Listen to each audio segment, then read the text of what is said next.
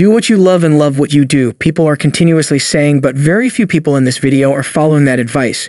There are typical jobs such as repairing bridges or crunching figures. And then there is research labor that involves activities such as climbing up towers that are 2,000 feet high or flying an airplane through a hurricane. In either case, there is nearly always someone who is willing to do the work that needs to be done if there is a job available.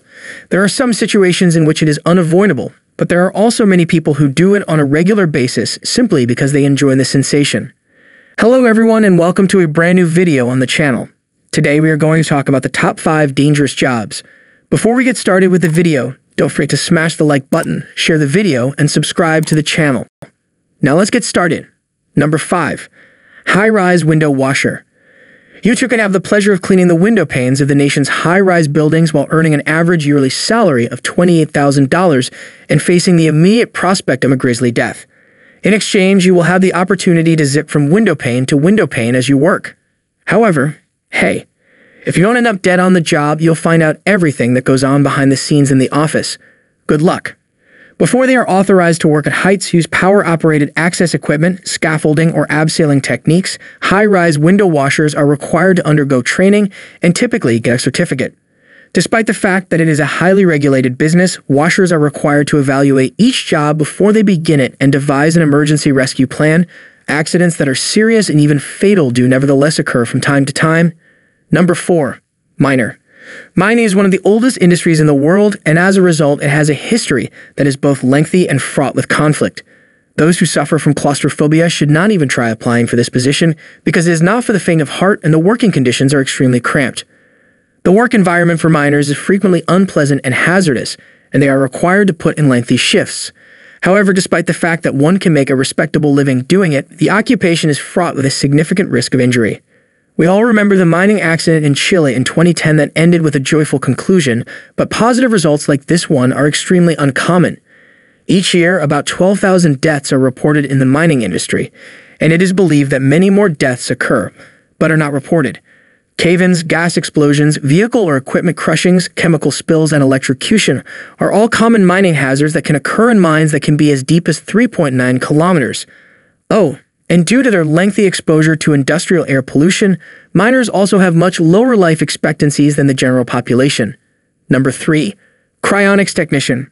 A career as a cryonics technician is not for you if you have any of the following phobias: necrophobia, the fear of dead corpses; thanophobia, the fear of death; hemophobia, the fear of blood; or trypanophobia, the fear of needles. Why? Cryonics, on the other hand, is the practice of trying to preserve persons who are considered dead by the law by subjecting them to extremely low temperatures in the hopes that they can be brought back to life in the future when advances in medicine make it possible to bring life back. Cryonics technicians often only save the patient's head because the goal of the procedure is to preserve the patient's brain in order to allow for the chance of future resuscitation. Cryonics is a contentious topic among scientists. However, regardless of how you feel about the procedure, it is impossible to deny that any line of work that requires severing the heads of people who have recently passed away and freezing them at temperatures below -200 degrees Celsius is at least a little bit unsettling. Cryonics is a controversial topic among scientists. People who want to be cryogenically frozen after death make up a distinct subset of the population, but there is a market for their services. Andrew Strieber asserts that there are still individuals who choose to keep their heads. Do you really want to deal with severing people's heads and placing them in cryonics chambers? That's the question. Number 2. CTS Decontamination Technician. Even though shows like CSI allow viewers to see graphic crime scenes on television, they frequently omit one crucial detail: the people who are responsible for cleaning up the mess after the police have finished their investigation.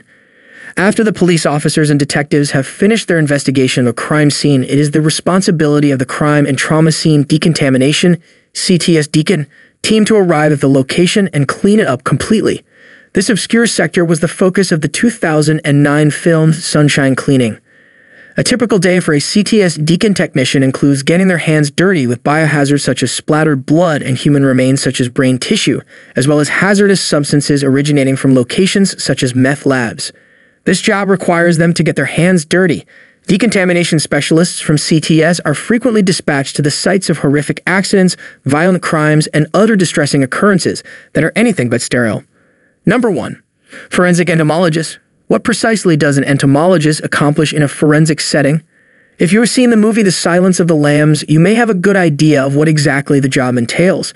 But for those of you who haven't seen it, a forensic entomologist uses insect knowledge in crime-related legal cases, such as analyzing bug activity in a cadaver to determine a person's time of death or if the body has been moved since the person's passing away. That's true. The duty of a forensic entomologist is to dissect dead bodies in the hunt for evidence from a crime scene, and then to examine the insects that were living within those bodies in order to identify the time and location of crime based on the kind of beetles, flies, or maggots that were living inside the victim. This is done by analyzing the insects that were living inside the bodies. That's a wrap on the video. I hope you liked it. If you did, let me know by giving it a thumbs up and do not forget to subscribe. Thanks for watching. See you next time.